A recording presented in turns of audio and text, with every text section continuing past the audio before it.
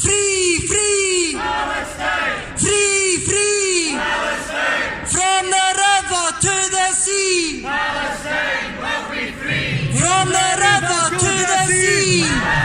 This demonstration that we're having today, you won't find it on the Stop the War Coalition website.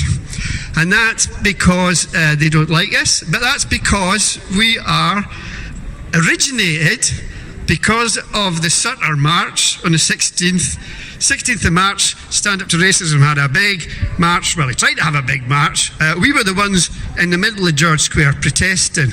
And that's why there's a whole bunch of us, about 15 groups together that have called themselves Zionism is Racism, Stand Up Scotland. So we were born really because we didn't like the duplicity of the Stand Up to Racism folk who were quite happy to let the Friends of Israel march with them. And you see, our view is Zionism is racism. So if you've got the Friends of Israel marching on your march with their flags of Israel, that's really not on. Why should they fly the flag of oppression? They bought it like No, I don't believe it. They were slitting children's throats in village squares to drive them away. You don't know that. You should see the pyres of Palestinian bodies. On the front, this man doesn't know his history. This man's unfortunately misled by Zionism. This man needs to get an education as to what his beloved Israel has done to millions of people in Gaza. Because they're an oppressive, racist state.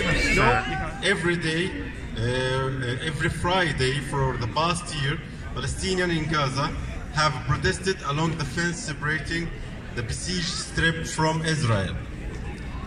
They are demanding the right to return to their ancestors' homes, which they expelled from in 1948 when Zionist militaries forcefully removed 750,000 Palestinians from their village to clear the way for Israel's creation. The protesters are also demanding an end to the 12-year-long Israeli blockade, which the United Nations says amounts to collective punishment. It is the people of Gaza. They have been living under suffering and under the Israeli terror every day, not only in the land, in the Palestinian Land Day, and not only even in the Nakba Day. And I myself, I have experienced many wars and many attacks by the Israeli terrors.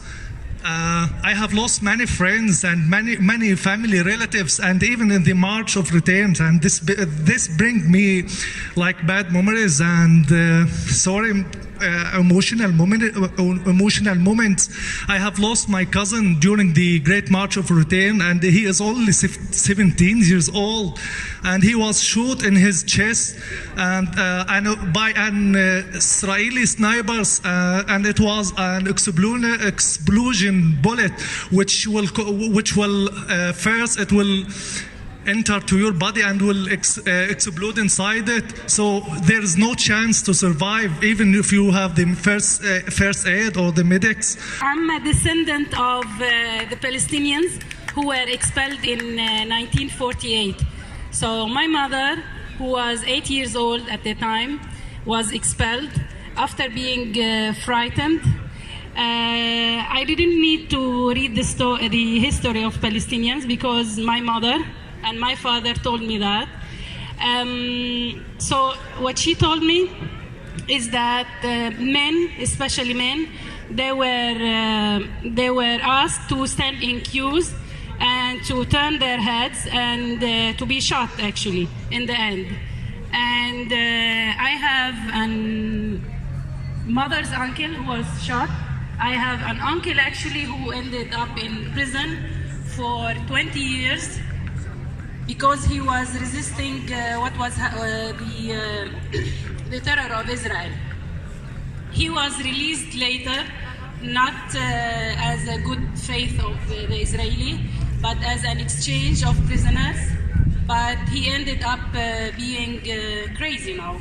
He's alive, but he's crazy. And yet, despite all of these dangers, despite the great risk to their own lives and their own health, to their families, they are still willing to march. They're still willing to stand up for their own right, for the right to return to the land that is theirs, for the right to live without having to worry about the overbearing Israeli state, without having to worry that suddenly they or someone they know is going to be disappeared by the Israelis, without having to worry that some secret IDF operation is going to come into a neighbourhood and kill their entire family. And to fight for that, they're willing to risk everything. And that's why it's important we stand with them today. We stand in solidarity with them here, because we have to exercise the rights that we have that they've been denied. If we have the right to freely assemble safely, we have the right to stand here and make our voice heard, put our point across. They don't have that right, and yet they're going to do it anyways. So I think that's why it's so important that we're all here, and I'd like to thank you all for coming here today and standing with the people of Palestine, standing with the people of Gaza in their heroic struggle against some of the worst oppression faced in the world. Thanks. This lady was a young Gazan, 21 years old, called Razan al-Najjar. She wanted to study nursing, but she was from a poor home and her family could not afford to send her to university to study nursing. So she enrolled on some paramedic courses. And from day one of the Great March of Return protests, she was at the border to help the wounded. So she was from Khan Yunis in the southern Gazan Strip. As she said, "I'm here in the front line as a human shield and rescuer for the injured." The day before Razan herself was killed, she had been wounded twice herself before during the peaceful civilian demonstrations. On the day that she was killed, the 1st of June 2018, according to her colleagues in the field, Razan took all the necessary precautions for her own safety on the day of her killing. She was wearing a clearly identifiable white medic's uniform, as you can see. This is how Razan dressed when she was on the field. On the 1st of June, she was 100 yards away from the fence, bandaging a man who had been struck by a tear gas canister. Israeli snipers fired from across the fence towards her and her colleagues. One of the bullets hit Razan in the chest. She was transferred to hospital in Khan Yunis, where physicians tried for half an hour to revive Razan, but she died in the operating table. Razan was the 119th Palestinian killed since the protests began on the 30th of March 2018. And we can see the pictures on a daily basis, not on the BBC, but on other news outlets, of the injustice that's been perpetrated on the Palestinian people with the backing of the imperialist powers of the United States, Donald Trump, Theresa May, all these people. And believe it or not, people of Glasgow, our very own council, Glasgow's SNP council, with the backing of the Labour Party, with the backing of the Tories, are in the process of adopting a definition of anti-Semitism which is going to criminalise Palestine protests like this.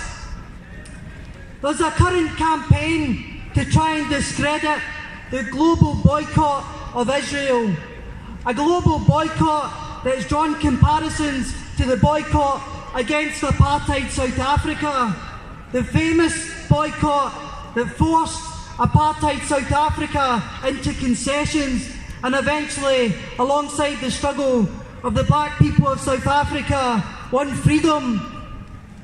The boycott movement against Israel, the boycott, divestment, sanctions movement is gaining victories all around the world.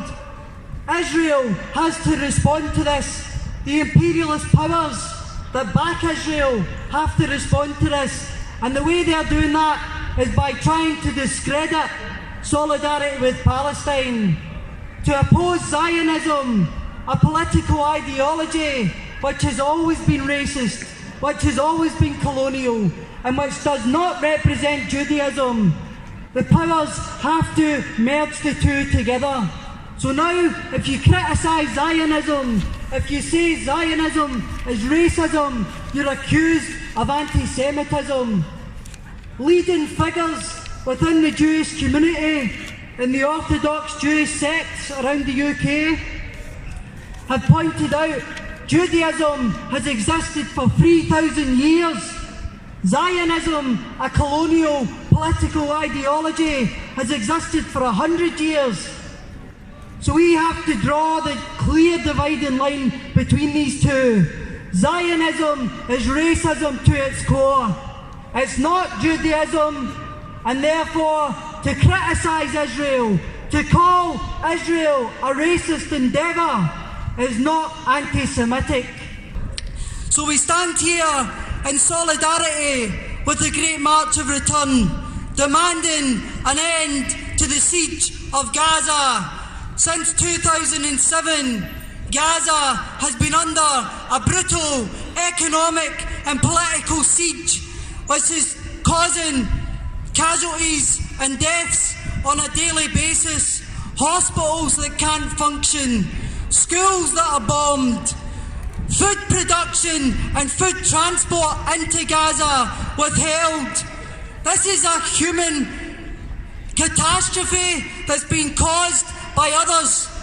It's not like a natural disaster, it's not like rain and sun, it's an economic and political oppression that's taking place in Palestine, and it's backed by Britain to the hilt. Britain since 2013 has sold over £400 million worth of weapons, including sniper rifles that have been used to shoot people in the legs and the head on peaceful protests in Gaza. Britain, for the first time in 2019 and 2020, is going to join with the Israeli Defence Force in joint military exercises. The RAF will be training with the Israeli Defence Force in Lincolnshire, and then they'll be going over to Israel to train there as well. Our own government, the British government, abstained on a vote earlier this month in the United Nations, which found Israel guilty of war crimes.